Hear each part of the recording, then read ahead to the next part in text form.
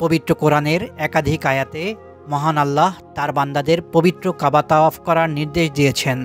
যেমন সূরা হজের এক আয়াতে আল্লাহ তাআলা বলেন, তারপর তারা যেন তাদের অপরিচ্ছন্নতা দূর করে এবং তাদের মানত পূর্ণ করে ও তাওয়াফ করে প্রাচীন গৃহের।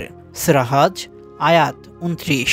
একইভাবে সূরা হজেও মহান আল্লাহ তাওয়াফকারীদের কথা সর্বপ্রথম উল্লেখ করেছেন। ইরশাদ হয়েছে, আর আমার ঘরকে পবিত্র রাখবে তাওয়াফকারী, নামাজ কায়েমকারী ও রুকু ও সিজদাকারীদের জন্য। সূরা হজ আয়াত 26।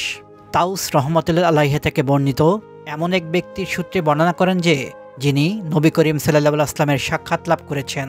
তিনি বলেন, বাইতুল্লাহর তাওয়াফ করাও সালাতের মতো, অতএব কথা কমই বলবে। নাসাই হাদিস নম্বর 2922। সঠিকভাবে পবিত্র বাইতুল্লাহ তাওয়াফে দাসমুক্ত করার সমতুল্য সওয়াব পাওয়া যায় এবং প্রতি কদমে কদমে সওয়াব হয়। আব্দুল্লাহ বিন ওমর রহমতুল্লাহ আলাইহি থেকে বর্ণিত, আমি রাসূলুল্লাহ সাল্লাল্লাহু আলাইহি ওয়াসাল্লামকে বলতে শুনেছি, যে ব্যক্তি বাইতুল্লাহ তাওয়াফ করল এবং 2 রাকাত নামাজ পড়ল, তা একটি কৃতদাসকে দাসমুক্ত করার সমতুল্য। ইবনে মাজাহ হাদিস নম্বর 2956। কাবাঘর তাওয়াফের সময় অনেকেই কিছু ভুলভ্রান্তি করে থাকে। এসব ভুলভ্রান্তি থেকে দূরে থাকা জরুরি। ভুলগুলি হলো: 1. তাওয়াফের নির্দিষ্ট দোয়াকে জরুরি মনে করা। তাওয়াফের প্রতি চক্করের জন্য ভিন্ন ভিন্ন নির্দিষ্ট দোয়া পড়াকে জরুরি মনে করে, ফলে নির্দিষ্ট ওই দোয়া শেষ হয়ে গেলে অন্য দোয়া পড়ে না। নির্দিষ্ট দোয়াটি নিজের মুখস্থ না থাকলে অন্যের সাহায্য নেয়, এ ধারণা ভুল। তাওয়াফ অবস্থায় নির্দিষ্ট দোয়া পড়া জরুরি নয়। রুকুনে ইয়ামিনী ও হাজরে আসওয়াদের মাঝে রাব্বানা আতিনা ফিদ দুনিয়া হাসানা এই দোয়া পড়া উত্তম। এটি হাদিস দ্বারা প্রমাণিত। এছাড়া পুরো তাওয়াফে মাসুর দোয়া তথা কোরআন হাদিস বা সাহাবায়ে কেরাম থেকে বর্ণিত যে কোনো দোয়াই পড়া যেতে পারে। এমনিভাবে অন্য যে কোনো ভালো অর্থবোধক দোয়াও পড়া যেতে পারে। দোয়া আরবিতে করাও জরুরি নয়, নিজের ভাষায়ও করা যেতে পারে। 2. জামাতবদ্ধ হয়ে তাওয়াফ করা। অনেকে জামাতবদ্ধ হয়ে তাওয়াফ করে এবং জামাতের মধ্যে একজন মুখস্থ বা দেখে দেখে উচ্চ আওয়াজে দোয়া পড়ে আর তার সঙ্গে পুরো জামাত সমস্বরে দোয়া পড়তে থাকে। এ নিয়মে একাধিক আপত্তিকর বিষয় রয়েছে। 1. সমস্বরে দলবদ্ধভাবে দোয়া পড়ার কারণে অন্যদের একাগ্রতা বিঘ্নিত হয়। 2. এভাবে দোয়া পড়া ও পড়ানোর রেওয়াজ সালাফ থেকে প্রমাণিত নেই, এজন্য তা ত্যাগ করা দরকার। 3. আরও একটি বড় ক্ষতি হলো দলবদ্ধভাবে চলার কারণে মাতাফে ভিড় সৃষ্টি হয়, অন্যদের ওপর স্বাভাবিক চাপ পড়ে, এতে অন্যদের ভীষণ কষ্ট হয়। অপ্রয়োজনীয় কাজের জন্য এ ধরনের পরিস্থিতি সৃষ্টি করা খারাপ।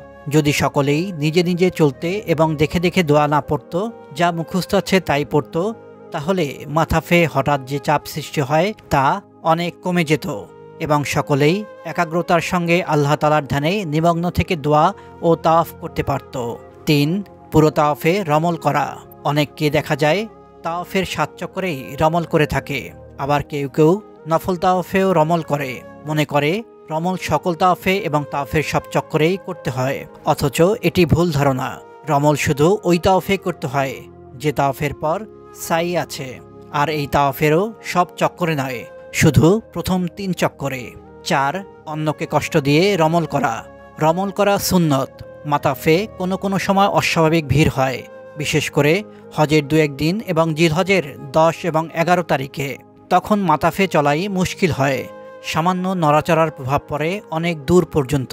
কিন্তু আশ্চর্য হলো, ওই কঠিন ভিড়েও কাউকে কাউকে রমল করতে দেখা যায়। এতে নিজেরও প্রচুর কষ্ট হয়, বিশাল জনসমুদ্রকেও কষ্ট দেয়া হয়। তাদের অবস্থা দেখে মনে হয় রমলটা তাওয়াফের ফরজ অংশ। এজন্যই বুজুর্গগণ বলেন, যথাযথ হজ করতে হলে সামান্য ইলম যথেষ্ট নয়, বরং প্রচুর ইলম এবং তার সঙ্গে অনেক বেশি আকলের প্রয়োজন হয়। রমল ছাড়াও তাওয়াফ আদায় হয়ে যায়, তাই প্রচণ্ড ভিড়ে অন্যকে কষ্ট দিয়ে রমল করা যাবে না। সহিহ মুসলিম হাদিস নম্বর 410। 5. মহিলাদের রমল। রমল শুধু পুরুষদের জন্য, এ বিধানটি মহিলাদের জন্য নয়, কিন্তু কখনো কখনো মহিলাদেরকেও তা করতে দেখা যায়। এটি ভুল। মুসান্নাফ ইবনে আবু সাইবা হাদিস নম্বর 13110। আপনার হজযাত্রা আল্লাহ কবুল করুন, আমিন।